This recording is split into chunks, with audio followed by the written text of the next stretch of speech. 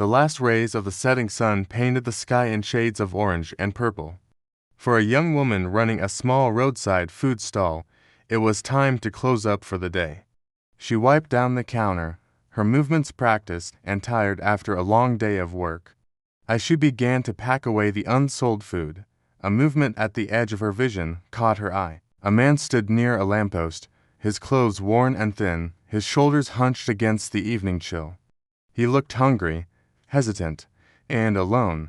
Their eyes met for a fleeting moment.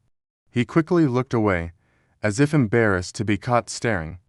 But in that brief second, she saw not a stranger, but a person in need. Without a second thought, she packed a generous portion of the warmest food she had left, added a bottle of water, and walked over to him.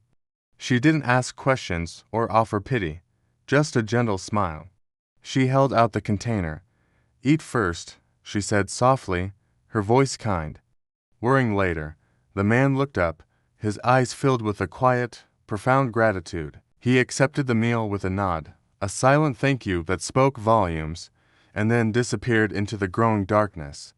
The next morning, she opened her stall as the sun cast a warm, golden glow over the quiet street.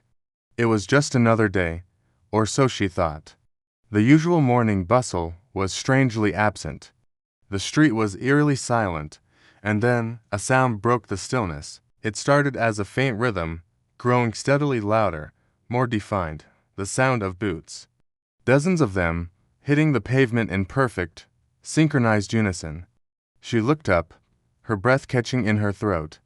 There, filling the street in front of her small stall, stood nearly 200 soldiers in full uniform, arranged in perfect formation. They were silent, stoic, an overwhelming presence against the backdrop of her humble business.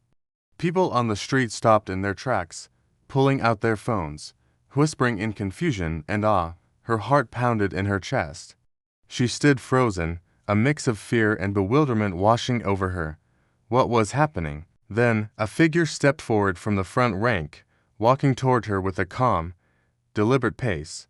As he drew closer, her eyes widened in disbelief. It was him, the man from last night, but he was transformed.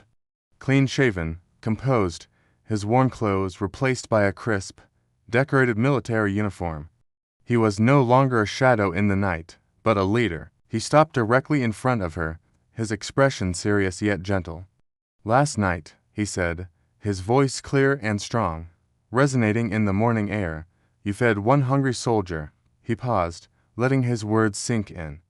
"Today, we are all here to honor you."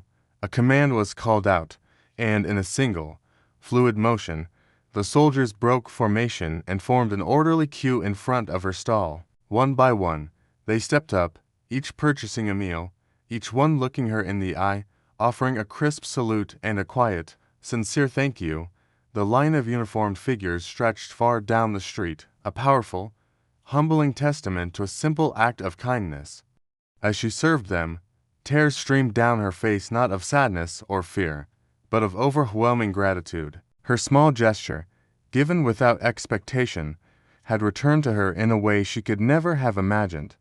A single warm meal had become a feast of honor, proving that the kindness you put out into the world has a way of finding its way back, often multiplied beyond measure.